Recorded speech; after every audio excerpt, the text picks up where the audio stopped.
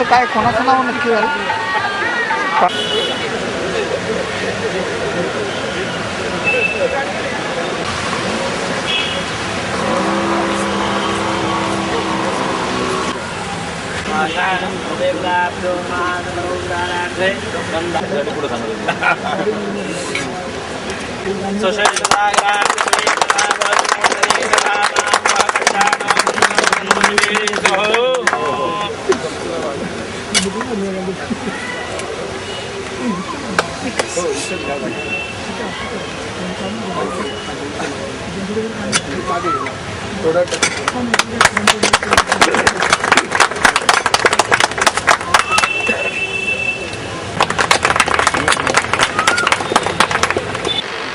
Modern कलाशास्त्र आणि वाणिज्य महाविद्यालयाच्या नूतन प्रशासकीय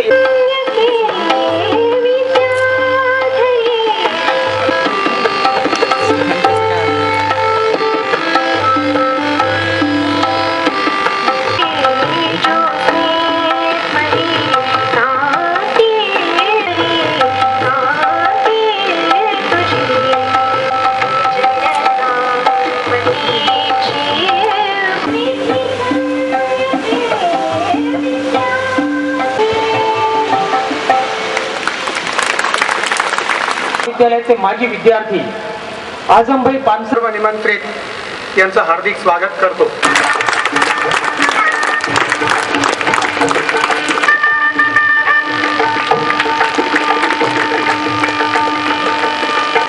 सन्मान चिन्ह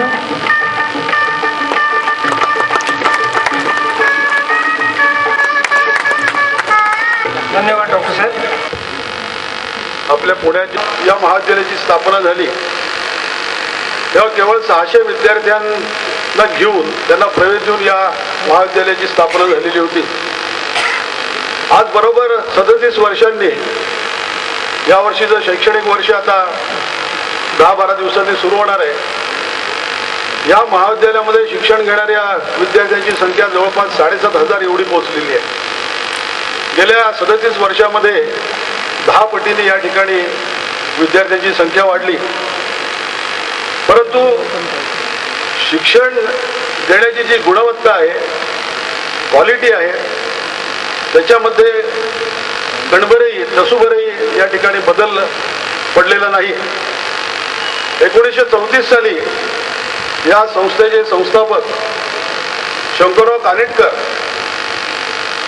यांनी जी ध्येय धोरणं डोळ्यासमोर ठेवलेली होती आणि त्यांच्या चरित्रामध्ये सांगतात की त्यावेळेला भोकले हॉलमध्ये सभा झाली.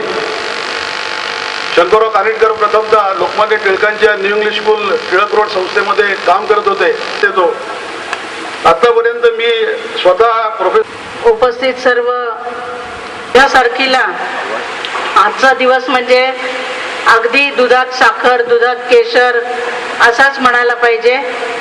कारण ज्या शाळेतनं मी शिकले, ज्या शाळेच्या मातीतनं माझ्यावरती संस्कार झाले, त्याच शाळेच्या नवीन इमारतीच्या भूमिपूजनाचा कार्यक्रम माझे नेते आणि माझ्या हाताने व्हावा यासारखा सुवर्णयोग दुसरा कुठलाही नाही.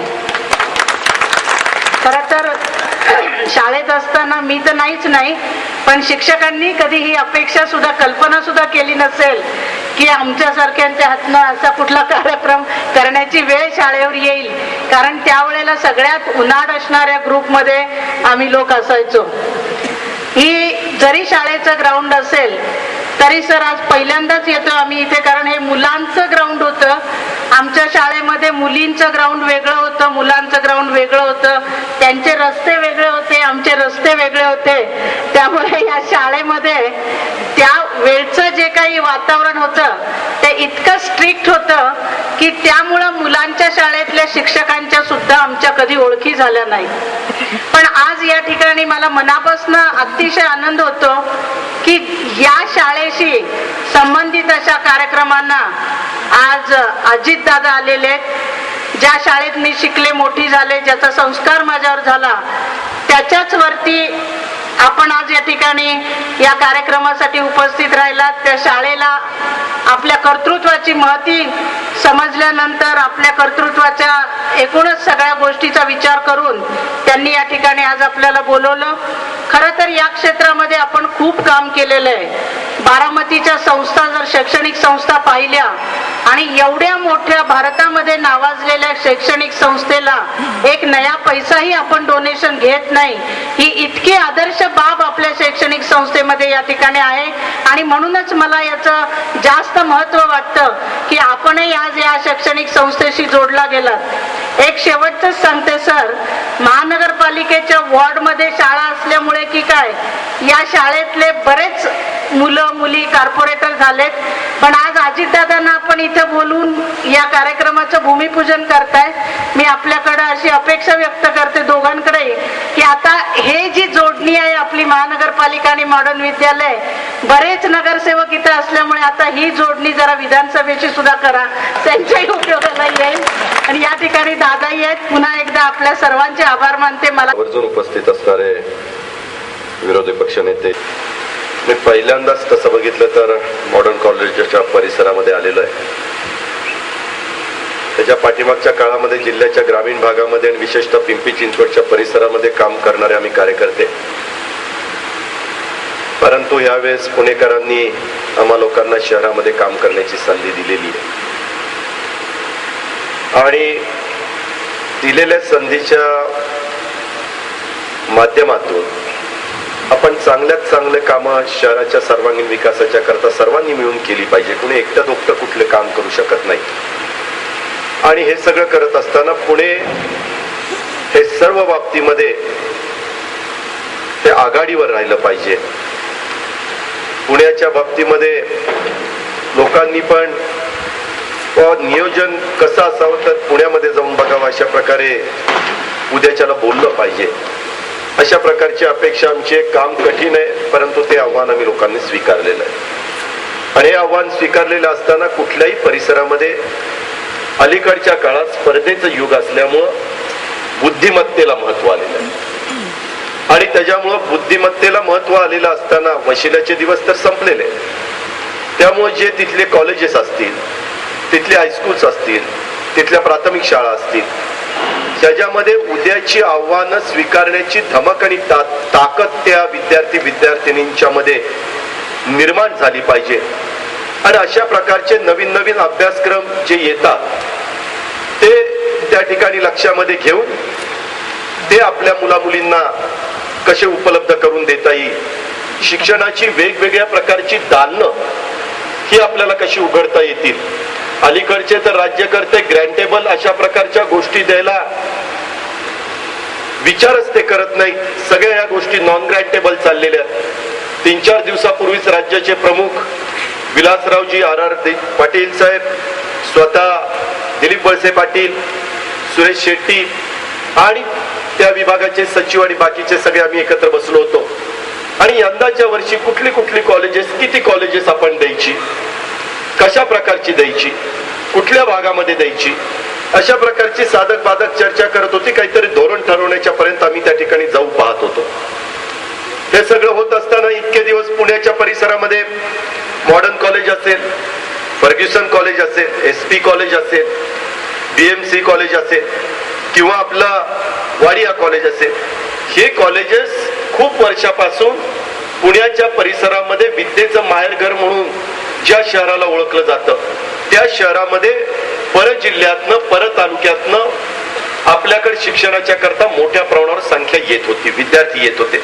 आता ते प्रमाण घटलंय, कारण बऱ्याचशा ठिकाणी जिल्ह्यामध्ये चांगल्या प्रकारची कॉलेजेस निर्माण झालेली. आणि म्हणून साहजिकच विदर्भातले, मराठवाड्यातले, कोकणातले हे जे ते ज्या त्या भागामध्ये शिक्षण घेण्याचा प्रयत्न करतायत.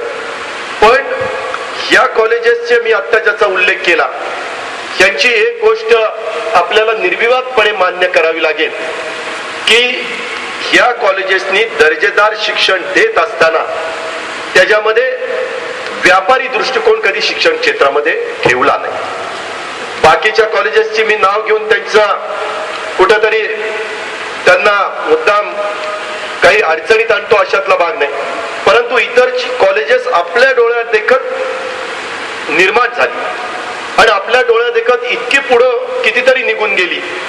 पण मॉडर्न कॉलेज आणि काही कॉलेज पुण्यातली अशी आहे की आम्ही पालकमंत्री म्हणून काम करत असताना कधी एकही विद्यार्थी विद्यार्थिनी किंवा त्यांचा पालक इथं कुठंतरी डोनेशन घेतलं जातंय आणि म्हणून तुम्ही डॉक्टरांना फोन करा किंवा कुणाला तरी सांगा असं कधी सांगत नाही. बाकीच्या सगळ्या कॉलेजमध्ये इतर मला सांगतात की ते 7 लाख मागतायत, जरा फोन केला तर 5 लाख घेतील, 5 लाख मागतायत तुम्ही फोन केला तर 3 लाख घेतील. अशा प्रकारच्या गोष्टी चालल्यात आणि म्हणून पैसा कमवणं हेच काही तुमचं माझं स्वतःचं ध्येय नसलं पाहिजे. शेवटी ठीक आहे, आज देखील जी इमारत उभी आपण करू पाहतोय तिला 75 लाख रुपये खर्च आहे. अलीकड कन्स्ट्रक्शनचा एकंदरीत कॉस्ट ही सगळी वाढलेली, परंतु तरी पण या सगळ्या सर्वसामान्य गरिबांची मध्यमवर्गीयांची मुलं शिकण्याच्या करता त्या कॉलेजेसनी जी परंपरा चालू ठेवली आणि मला मगाशी आल्यानंतर जे प्रेझेंटेशन दिलं मी बारकाईने बघत होतो. मी नेहमीच कॉलेजच्या बाबतीत शिक्षण संस्थेच्या बाबतीमध्ये जी काही आपल्यावर जबाबदारी असेल ती चांगल्या पद्धतीने आपण पार पाडली जावी असं समजणारा मी एक कार्यकर्ता आहे. बारामतीच्या बद्दल बोलायचं झालं तर पवार साहेबांच्या सारखी राष्ट्रीय व्यक्ती त्या संस्थेच्या पाठीशी आहे, तसं काही आपल्या मॉडर्न कॉलेजचं नाहीये. आणि त्याच्यामुळं डॉक्टरांनी त्याच्यामध्ये 1986 साली काहीतरी पुढाकार घेतला आणि तेव्हापासून काही आव्हानं पण आपण स्वीकारली पाहिजे. काही मूलभूत बदल शिक्षणाच्या बाबतीमध्ये देखील मॉडर्न कॉलेज किंवा प्रोग्रेसिव्ह एज्युकेशन सोसायटीच्या बद्दल झाले पाहिजे अशी अपेक्षा त्यांनी मनाशी बाळगली आणि सगळ्याच प्रोग्रेसिव्ह एज्युकेशन सोसायटीच्या सहकार्यांनी त्यांना मनापासून साथ दिली. आणि त्याच्यामुळं तुमच्या ज्या काही वेगवेगळ्या फॅकल्टीज वाढल्या किंवा इतर गोष्टी वाढल्या ह्या 86च्या नंतर 2007 सालापर्यंत वाढल्या. 1934 सालची तुमची स्थापना 16 मेची, त्याच्यामध्ये गुरुवर्य शंकरराव